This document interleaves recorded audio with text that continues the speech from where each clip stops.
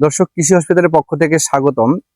আমাদের একটা sweet corn field আছে, আগের ভিডিওগুলোতে দেখাইছি। তো সুইট কর্ন কখন হারভেস্ট করতে হয় এবং সুইট কর্ন হারভেস্টে ঠিক কেমন দেখায় সেটি আজকে দেখাবো। তো আমার সামনে এখানে দুইটা সুইট কর্ন আছে, আমি একটা হারভেস্ট করব।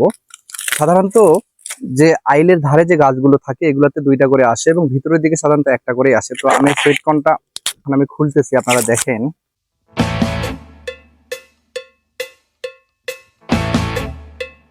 আমি একেবারে গরমে ঘেমে ঘুমে একাকার আপনাদের শুধু দেখাইতে গিয়ে।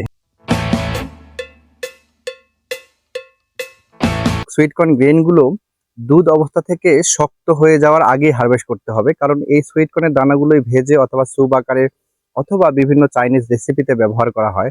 এবং সুইট কর্নের ক্ষেত্রে আবার উল্টোটা, কারণ এই দানাগুলো হলুদ কালারের হবে এবং দুধ অবস্থায় এটিকে হারভেস্ট করতে হবে, তাহলেই এটি সঠিক সময়ে হারভেস্ট করা হবে এবং বাজারজাত করা সহজ হবে এবং এটির ব্যবহারও করা সহজ হবে। যদি এই স্টেজ পার হয়ে যায় তাহলে সেটি আর হারভেস্ট করার দরকার নেই, সেটি সরাসরি ভুট্টা হিসেবে ব্যবহার করাই ভালো। এটা কাঁচাও খাওয়া যায়, প্রচুর মিষ্টি। এটা আপনারা এভাবে দানাগুলো খাওয়া যায় এবং অনেক টেস্টি, অনেক মিষ্টি। জানি না আপনারা টেস্ট করতেছেন কিনা, তবে ফিল্ডে গিয়ে সুইট কর্ন যদি এভাবে টেস্ট করেন আপনাদের অনেক সুস্বাদু লাগবে।